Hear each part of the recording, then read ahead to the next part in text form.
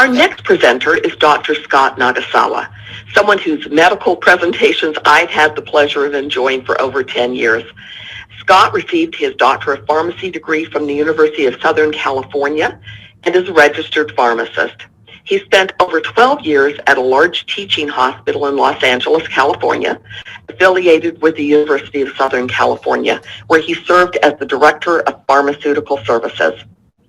During this period, Scott also held the position of Clinical Instructor of Pharmacy Practice at USC and later as Adjunct Assistant Professor of Pharmacy Practice.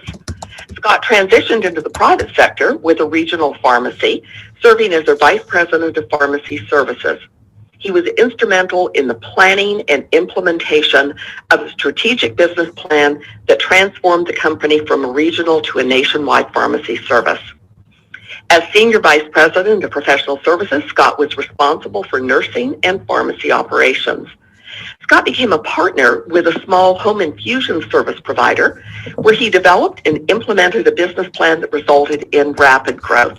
The company was sold to a large pharmacy provider in California where he also served as Vice President of Operations.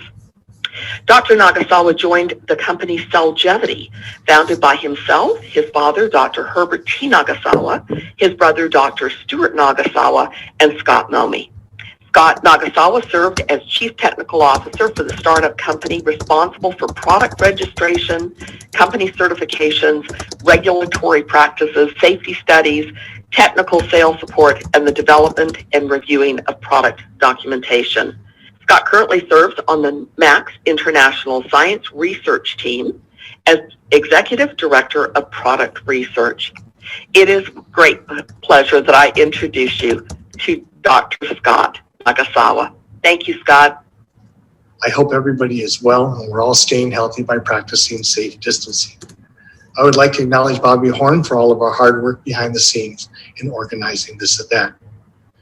My presentation will be about 45 minutes in length and will primarily focus on the research and development of ribosine. Since Dr. Smith spoke about the different types of free radicals and the interplay with the antioxidants, this will not be included in my presentation. As she pointed out, the scientific community regard glutathione as a master antioxidant because glutathione plays a significant role in maintaining cellular homeostasis. There have been many advances in cellular biochemistry in the last 3 decades, which has provided us with a better understanding of cellular oxidative stress and its relationship to inflammation and disease development. Glutathione and the glutathione enzymes are crucial in the cell's defense against oxidative stress.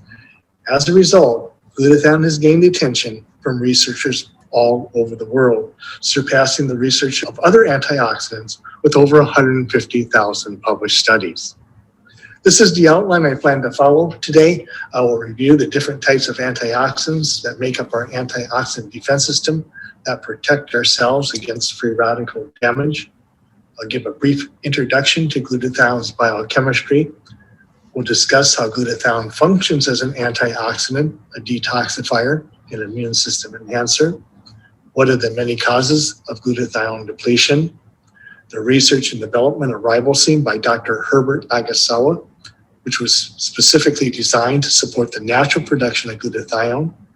And this will include reviewing the early proof of concept studies. So that we'll go ahead and get started. Our natural antioxidant defense system that protects our cells against free radical damage is made up of 3 distinct groups of antioxidants. And these 3 groups of antioxidants all work together to neutralize the different types of free radicals that we are exposed to. The first group of antioxidants that make up this defense system are the exogenous antioxidants, or simply those antioxidants that we get through the foods that we eat. This includes vitamin C, vitamin E, your flavonoids, your polyphenols, as well as all the other antioxidants we receive in our diets. Therefore, it's important we consume these antioxidants with a diet rich in fruits and vegetables. The second group of antioxidants that are part of this defense system are the endogenous antioxidants. And these antioxidants are naturally produced by the body for the purpose of protecting our cells against free radical damage. And this group includes glutathione, alpha-lipoic acid, and coenzyme Q10 or CoQ10. Glutathione as you may suspect, plays a key role as part of this defense system, and I'll talk more about this in detail. The third and final group are the endogenous antioxidant enzymes. These include the superoxide dismutase enzyme, catalase, glutathione peroxidase, and there are other glutathione enzymes as well.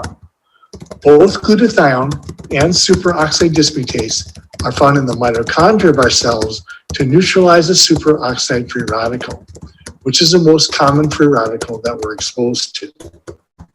The superoxide dismutase enzyme will convert the superoxide free radical to hydrogen peroxide and oxygen. The enzyme catalase further reduces the hydrogen peroxide to harmless water and oxygen. The glutathione peroxidase enzyme also detoxifies the peroxides, and its activity has been associated with cardiovascular disease. Therefore, the activity of this enzyme was measured and evaluated as part of the cardiovascular studies that were conducted on ribosine.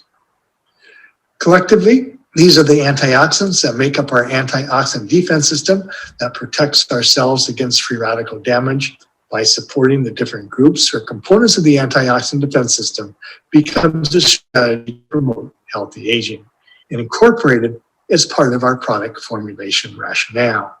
The combination of antioxidants from food, the naturally produced antioxidants, and nutrients supporting the antioxidant enzymes provided in the MAX products will give us the best defense against oxidative stress. Oxidative stress was first defined in the 1980s by Professor Helmut Zeiss, and if you think about it, really not too long ago. But now, oxidative stress is a ubiquitous term used to describe the situation when there are more free radicals being produced from metabolic and environmental sources, but not enough antioxidants within our system to neutralize all these free radicals. This imbalance is damaging to our cells.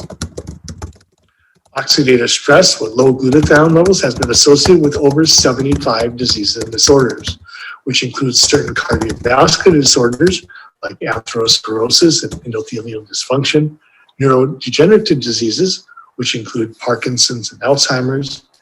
Diabetes is a form of oxidative stress. Macular degeneration and cataract formation has also been linked to this imbalance.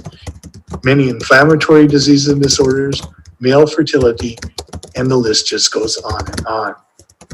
Well, now is a good time to transition and talk about glutathione and why it is considered the master antioxidant.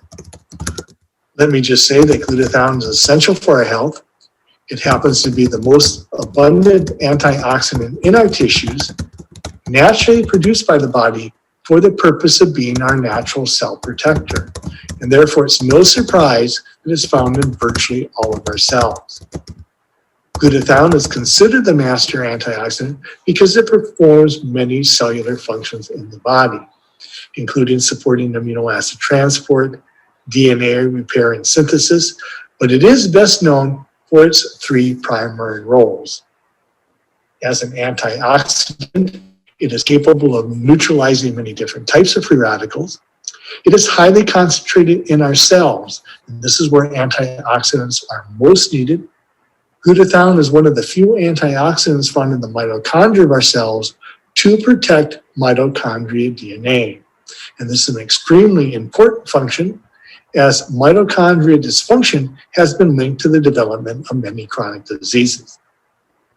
Glutathione eliminates toxic environmental chemicals that we inhale and ingest through a process known as the glutathione detoxification pathway, which I plan to talk about here shortly. And as an immune system enhancer, glutathione helps regulate and protect our immune cells, and therefore is critical in maintaining a healthy immune system. Here is a chemical structure of the glutathione molecule. It is a tripeptide and contains 3 amino acids, glutamic acid, cysteine, and glycine. And it's a cysteine amino acid, as you can see, that has this SH group on it. And this SH group has a very important function. It is also known as a thiol or the sulfhydryl group. And it's a sulfhydryl group that is the electron donor that gives glutathione its antioxidant activity and its ability to detoxify many environmental toxins, and is key to glutathione's function. But because the sulfhydryl group gets oxidized very easily, losing its electron, its bioavailability is affected, making it difficult to get through the gastrointestinal system. Glutathione is available as a dietary supplement in the US, but really has limited value when taken orally.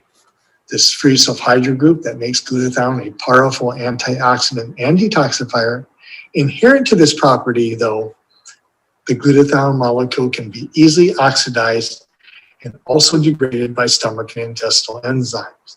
Therefore, the majority of the scientific and medical community regard oral glutathione as an ineffective method to increase intercellular glutathione levels.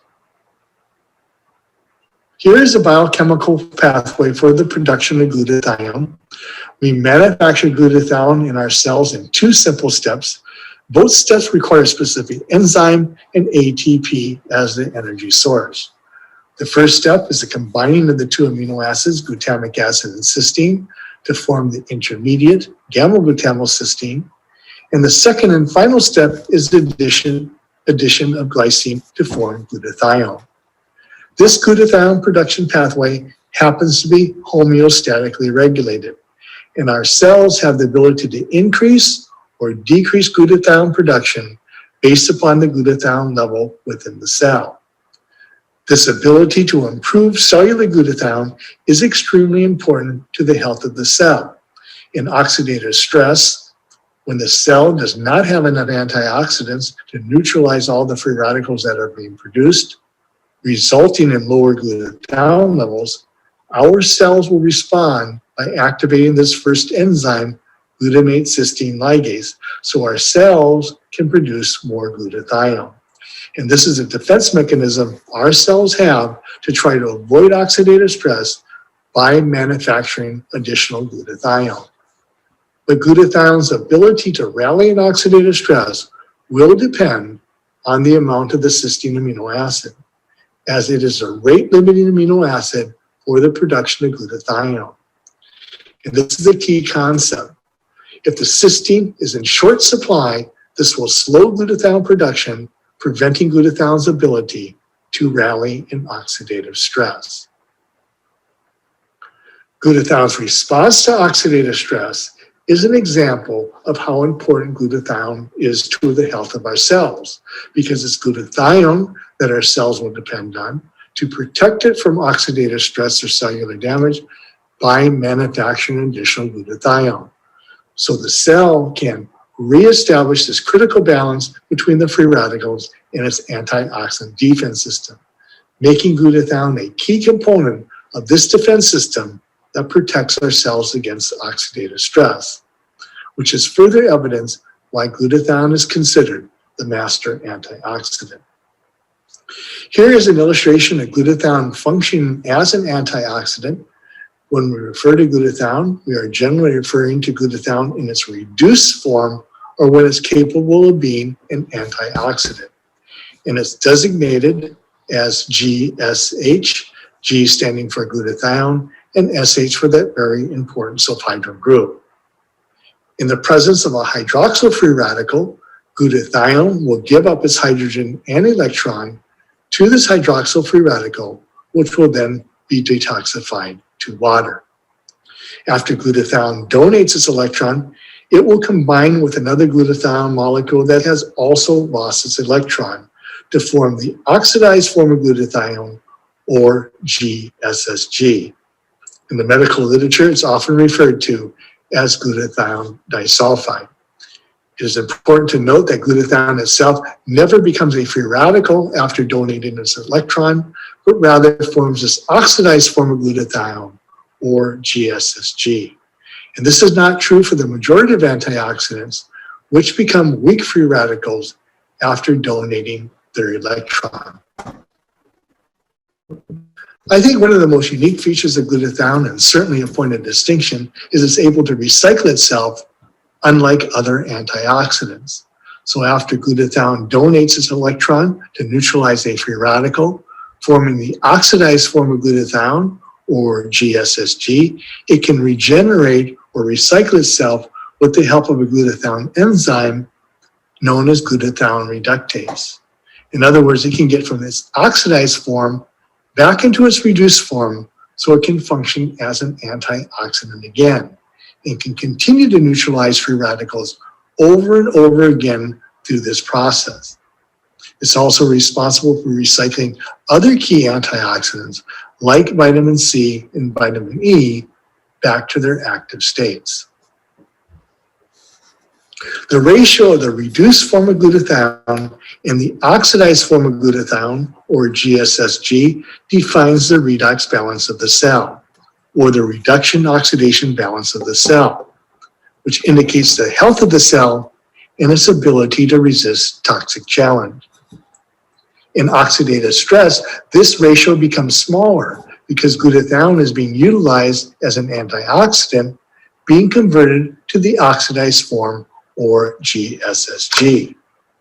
And when the redox becomes out of balance, this can affect cell signaling and function and influence the release of inflammatory cytokines. Our cells go through great lengths to maintain the redox balance because it's so important for the health of our cells. And this can be done in two ways: by de novo glutathione synthesis, or starting from the beginning, utilizing the amino acid building blocks, or we can utilize a salvage pathway and regenerate or recycle GSSG. Here are organ concentrations of glutathione in animals. Since glutathione is our natural cell protector, it is no coincidence it is highly concentrated in those organs most exposed to toxins and free radicals, with the liver having the highest concentration of glutathione, the next highest organ being the kidney, followed by the lung. The lung has a high concentration of glutathione because it's responsible for detoxifying many environmental toxins we inhale. The heart and brain have a high concentration of glutathione because of all the metabolic activity in these organs. And in humans, we would see a high concentration of glutathione in our skin, as well as the lens of our eyes, because glutathione protects against UV radiation, free radical damage. Our ability to detoxify and remove environmental toxins from the body is extremely important for our health. Many compounds that we're exposed to, like environmental chemicals and pollutants, even medications or drugs, these substances or compounds are not natural to the body, and our body considers them to be foreign, also known as xenobiotics. And we must have a way to remove or get rid of them. Otherwise, these compounds will quickly accumulate in our vital organs and cause toxicity and illness. The liver is primarily responsible for removing these xenobiotics, and it does this in two phases. The first phase of liver detoxification refers to the cytochrome P450 enzyme detoxification process, and these enzymes break down these compounds or xenobiotics by oxidizing them. The second phase takes the intermediates from phase one and converts them into water-soluble conjugates. And it's these conjugates that will be eliminated through the kidneys and bile. The majority of environmental toxins are fat-soluble. And phase two conjugation makes these compounds water-soluble in order to support the removal of these fat-soluble toxins from the body. Here's an illustration of phase two detoxification and specifically glutathione conjugation. As many of you may know, there are many different types of conjugation processes that are part of phase two detoxification. When we inhale and ingest toxic chemicals, drugs, and carcinogens, they will generally enter into phase one detoxification, where they will be oxidized by the P450 enzymes, preparing them for phase two. When they enter into phase two, glutathione will actually attach to these toxic chemicals, drugs, and carcinogens with the help of the glutathione S transferase enzymes, forming glutathione conjugates. These conjugates are water-soluble, will be further broken down by the liver into smaller water-soluble pieces, so these fat-soluble toxins can be eliminated through the kidneys. The glutathione detoxification process is responsible for the removal of many environmental toxins we come in contact on a daily basis, preventing their accumulation and toxicity, but at the expense of glutathione, as glutathione is lost through this process as glutathione conjugates. And this is one of many causes that can lead to glutathione depletion. Here's a short list of environmental chemicals that are detoxified by glutathione and likely source of exposure. It is well known glutathione is a chelator of heavy metals, including mercury, lead, and cadmium. It's responsible for detoxifying many fat-soluble environmental chemicals, some of them carcinogens like benzene and benzopyranines that is found in smoke effluent. Also, it's responsible for detoxifying NAPQI, a toxic metabolite produced in acetaminophen or paracetamol overdose. And we'll talk about this next because it becomes important when we discuss the proof of concept study that demonstrated ribosine was effective in protecting the liver from this toxic metabolite. In the US, the Food and Drug Administration has been critical on the labeling of products that contain acetaminophen because they believe many consumers don't realize or are unaware that they're consuming acetaminophen in many of these combination products used to treat the common cold and flu.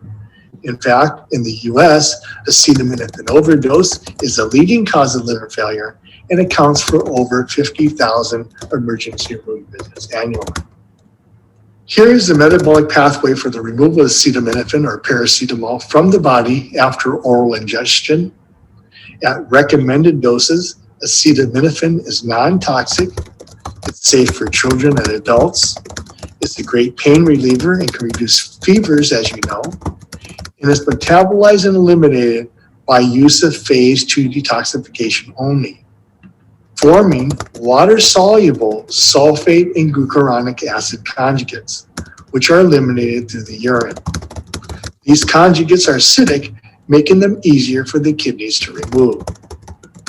However, at high doses or overdose situation, both the sulfate and glucuronic acid conjugation pathways become overwhelmed or saturated, and the liver will attempt to remove acetaminophen by oxidizing it. Ironically, this produces a toxic and reactive metabolite known as NAPQI or NAPQI, which is very toxic to both the liver and the kidney because it binds to cellular proteins. Glutathione is responsible for detoxifying NAPQI through glutathione conjugation, again with the help of the glutathione S transferase enzymes, forming the acetaminophen mercaptic acid conjugate, which is water-soluble in the detoxified product that is excreted into the urine. At high doses or overdose situations, liver glutathione will eventually get depleted. And we're no longer going to be able to detoxify this very toxic metabolite, NAPQI, by glutathione conjugation. And therefore, these individuals will develop liver damage. As some of you may know, the antidote for acetaminophen overdose that's going to be administered in the emergency room is intravenous N-acetylcysteine, or NAC, because it provides a rate-limiting amino acid, cysteine, so glutathione can be manufactured and continue to detoxify the NAPQ metabolite, preventing further liver damage. Glutathione is an immune system enhancer and protects our lymphocytes by neutralizing the oxidizing substances produced during infection. It's also needed for the growth, reproduction, and differentiation of both T and B lymphocytes. In a study published in Immunopharmacology, they found a direct relationship between the availability of glutathione and lymphocyte proliferation, confirming the importance of intracellular glutathione in maintaining a healthy immune system. Glutathione and viral infections With the COVID-19 pandemic, there have been a number of studies underway evaluating glutathione and the precursors for the coronavirus.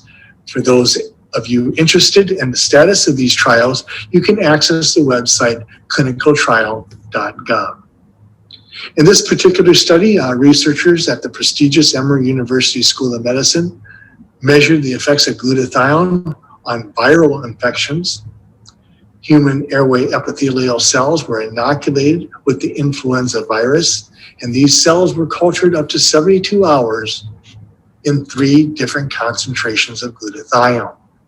They found that glutathione significantly inhibited viral production, especially at the higher concentrations of glutathione. These same researchers also studied the effects of glutathione on an influenza strain in mice. 4 days after infection, the viral titer was measured and was significantly decreased in the lung and trachea in the animals that were treated with glutathione. And this decrease in viral titer was shown to be statistically significant. The authors concluded that the results suggest glutathione may provide an alternative strategy to limiting the influenza infection. Here is a study that was published in the British journal Lancet on the relationship between glutathione and our health. This study evaluated 4 groups of individuals, 66 young healthy volunteers with a mean age in the mid-20s, 58 healthy elderly. By definition, they had no major medical problems in the last 5 years and were on no medications. Then we had 49 elderly outpatients that were diagnosed to have a chronic disease and were being followed up in an outpatient clinic for management. And the final group were 47 elderly inpatients, all recently admitted to the hospital for an acute illness. The authors measured a marker for oxidative stress, in this case, lipid hydroperoxide, and you would expect this marker to increase in oxidative stress, and they also evaluated glutathione levels. They reported that glutathione levels decrease with age, 0.54 to 0.29 in your healthy elderly, and the glutathione levels also decrease as their health declined. They also found that the marker for oxidative stress significantly increased from 3.14 to 8.84 in the elderly inpatient admitted for an acute illness, indicating significant cellular oxidative stress in these hospitalized patients. Here's a study that was published in Carcinogenesis on the relationship between glutathione levels and age. They measured blood glutathione levels in 3 different age groups, 20 to 40, 40 to 60, and 60 to 80 for both males and females. And they found that glutathione levels decrease with increasing age regardless of gender. And the reason for this decrease, the first enzyme responsible for glutathione production, glutamate cysteine ligase, becomes less efficient as we age, and therefore less glutathione is produced.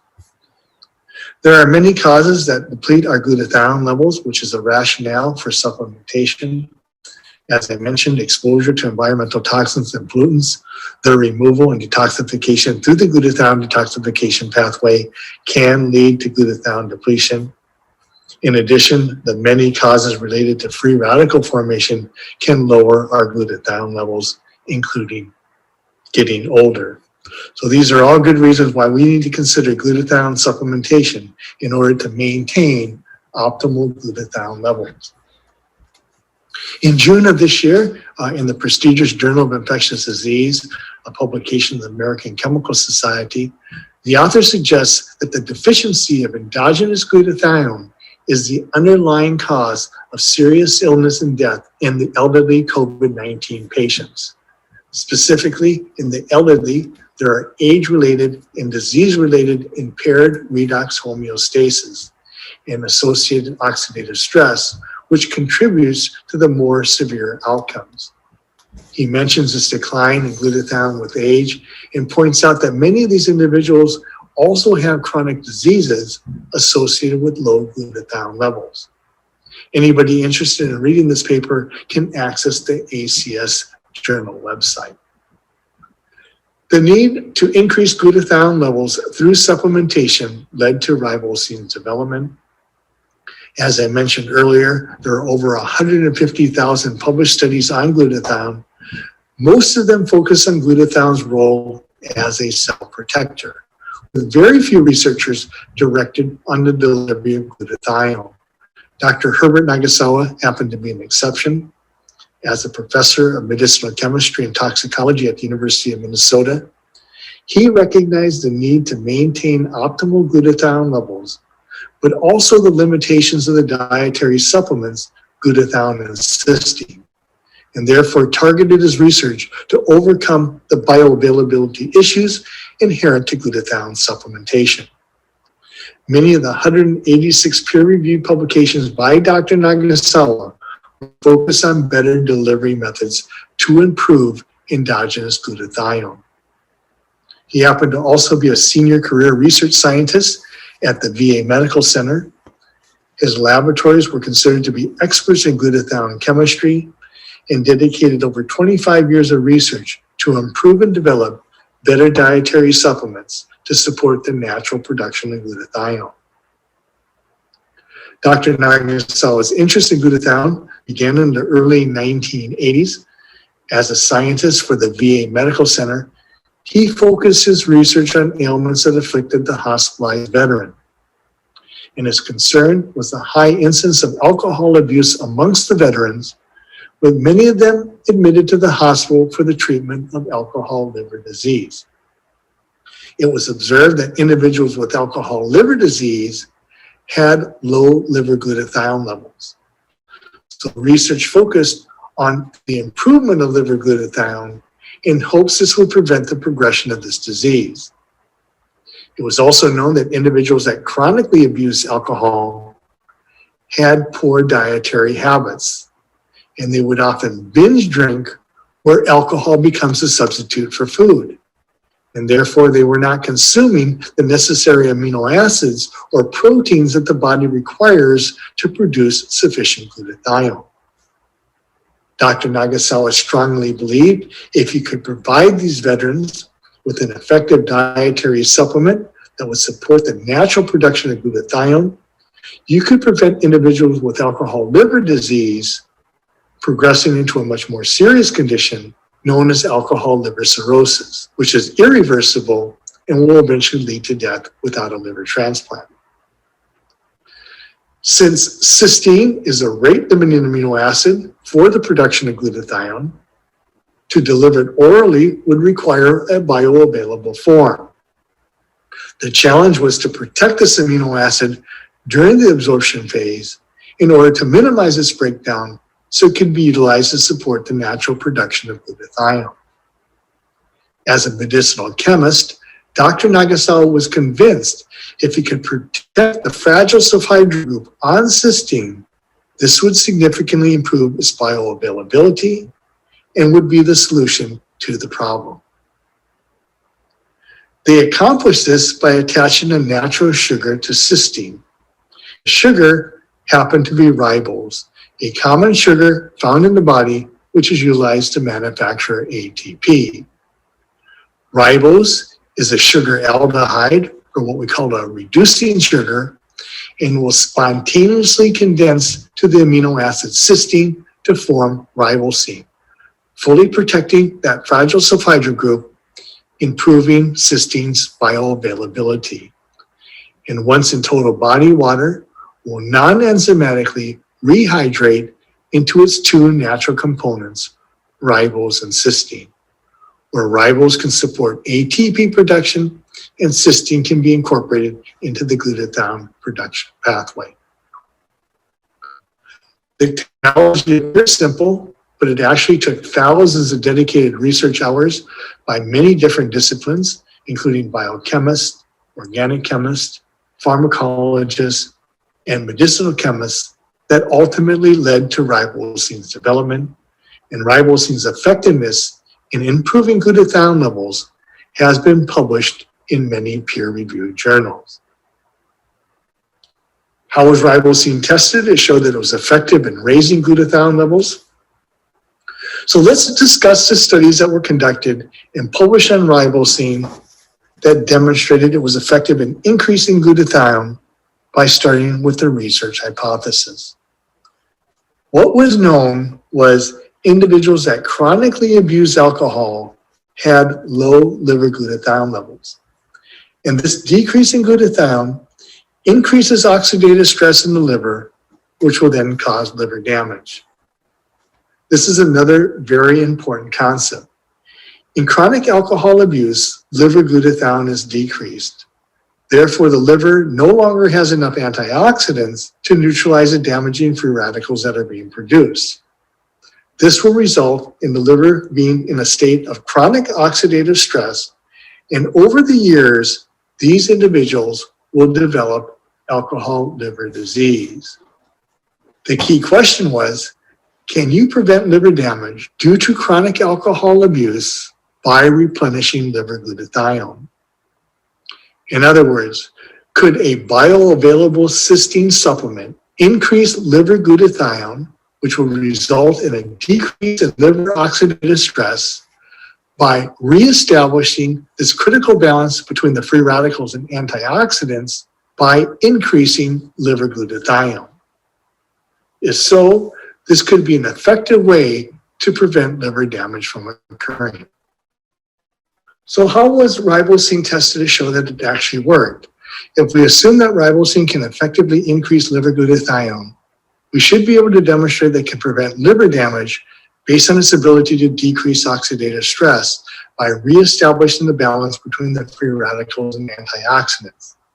In order to demonstrate this, they needed to have a valid model to test their hypothesis in. Testing this hypothesis in a human clinical trial would be cost prohibitive, since the damage to the liver due to chronic alcohol abuse occurs over decades of life, and to demonstrate ribosine's protective effect over such a long period of time becomes impractical. So it requires an animal model, generally a mouse model, that can mimic liver damage caused by chronic oxidative stress, or mimics liver damage caused by chronic depletion of liver glutathione. Dr. Nagasawa created a model where the animal was put in an environment of oxidative stress that severely depleted the liver glutathione, resulting in liver damage similar to alcohol liver disease. And then administered ribosine to observe whether it would protect the animal from liver damage due to severely depleting their liver glutathione. The animal model used to mimic alcohol liver disease administered a high dose of acetaminophen to these animals. As we discussed, extremely high doses of acetaminophen will deplete liver glutathione and will cause liver damage that happens to be very similar to what's seen in alcohol liver disease. So giving high dose acetaminophen becomes a very good short-term model that can be used by researchers to mimic liver damage caused by oxidative stress or chronic alcohol abuse. This model allowed Dr. Nagasawa to screen many compounds that had a high probability to increase liver glutathione and could compare them and rank them for their efficacy. These studies could be completed over several months as opposed to years or decades, and is an acceptable model in the scientific community to mimic liver damage caused by oxidative stress, or an acceptable model to mimic alcohol liver disease. This is the first study that was published on ribosine. This was an animal model that evaluated the compound's ability to protect the animal against liver damage from a toxic dose of acetaminophen.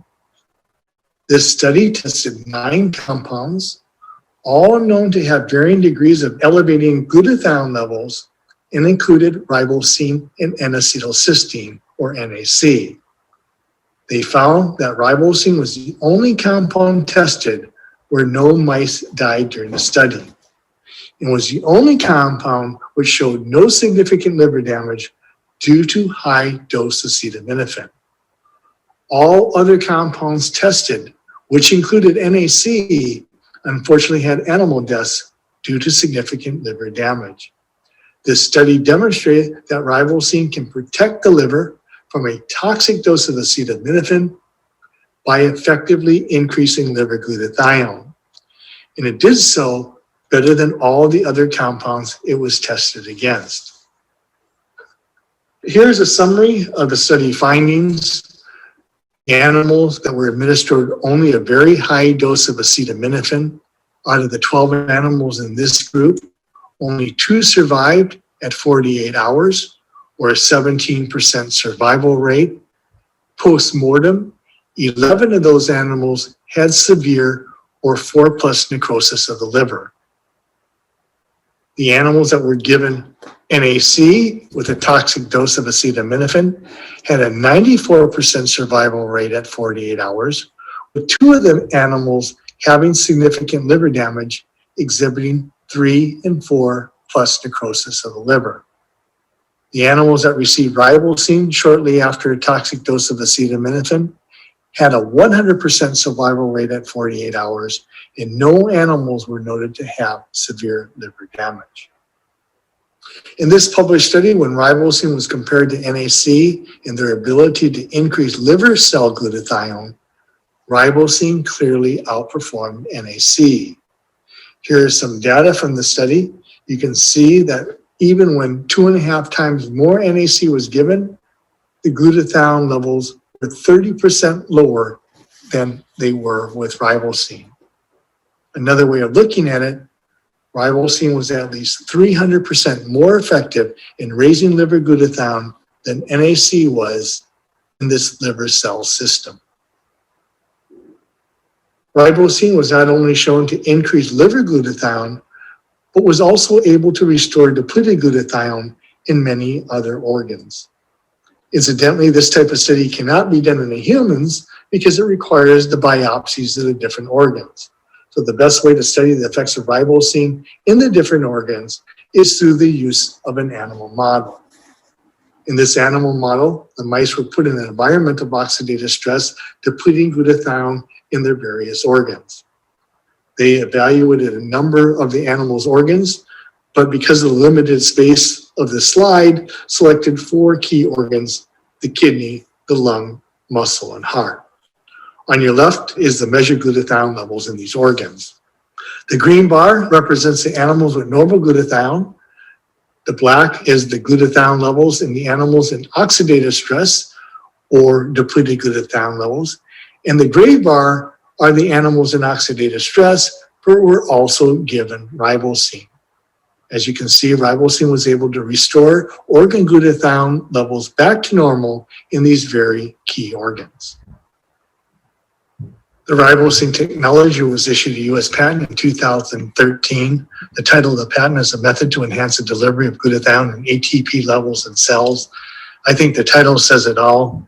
This technology is proprietary to Max International. There are currently 32 peer-reviewed published studies on ribosine. These studies were conducted over a period of 30+ years. The first proof of concept study that we covered was published in 1987, where ribosine demonstrated it could protect against a toxic dose of acetaminophen by raising liver glutathione levels. This was a pivotal study because ribosine showed such good protection. The National Institutes of Health continued to fund ribosine research because they felt it was worthy of further study. It's important to point out that these 32 published studies were not funded by Max International, but rather by the National Institutes of Health and other governmental agencies, including universities. There have been 9 published studies since 2017, with 3 published studies already this year. There were 2 published studies on cardiovascular health conducted by Dr. Sally McCormick from the University of Otago, New Zealand, one using human lipoprotein A transgenic mice, and the other using ApoE deficient mice. Since these 2 studies had very positive results, she was able to obtain funding from a research foundation to initiate a human clinical trial to determine if this preclinical data will translate to humans. We anticipate that this study will be completed later this year. There have been recent published studies that investigate the effectiveness of ribosine in chronic diseases that are associated with oxidative stress, such as male fertility, diabetes, and Alzheimer's. These studies utilize the most advanced animal models, and I'm excited to report that these results were once again very positive. I encourage each of you to log on to the MACS website to get the reference or PubMed to review the study yourself. Please stay safe and healthy, and thank you very much. Thank you, Scott. I always appreciate your lectures and have taken pages of notes, as I always do. For our medical and health professionals, as with Dr. Smith's presentation, the bibliography I have compiled for you will contain all of the studies cited in Dr. Nagasawa's presentation. If our medical and health professionals have questions for either Dr. Smith or Dr. Nagasawa, please submit those to me at the following email address: ribose, R-I-B-O-S-E, cysteine, C-Y-S-T-E-I-N-E, at max.com. Again, that is ribose, cysteine, at max.com. Our host for this medical symposium was MACS International, a company devoted to global education on clinically proven nutritional science. It is now my pleasure to introduce Mr. Joseph Wojcicki, the CEO of MACS International, for his remarks and a special announcement for the medical and health professionals in attendance today. Joe was instrumental in the ribosine technology being acquired by MACS International in 2009. Please help me welcome Mr. Joseph Wojcicki. Joe? Thank you, Bobby. And thank you, Dr. Margie Smith and Dr. Scott Nagasawa, for your wonderful presentations in this symposium. We appreciate your dedication to excellent science and your great explanations to the science behind ribosine and glutathione. What I have seen throughout the world since I joined MACS International in 2009 is the importance of excellent science. And Dr. Herbert Nagasawa, by inventing ribosine and wanting to share the importance of glutathione around the world, has had a tremendous impact on so many people in so many different countries. Science and its quality and thorough research is very, very important at MACS International. We've developed a portal for medical and healthcare professionals so that they can have a one-stop location to learn about ribosine and glutathione. These resources will be of great importance for you as you explain glutathione to your patients and those that you encounter. The healthcare professional portal is ribocysteine.com. We also want all of your questions to be answered. So please send your questions to ribocysteine@max.com. We also would really appreciate your feedback about this medical symposium and topics that may be of interest to you for future symposiums. So please get back to the person who invited you to today's presentation to share your ideas. We want to thank you for your time coming in to see the science behind ribosine and glutathione. We look forward to seeing all of you again in the near future. And be assured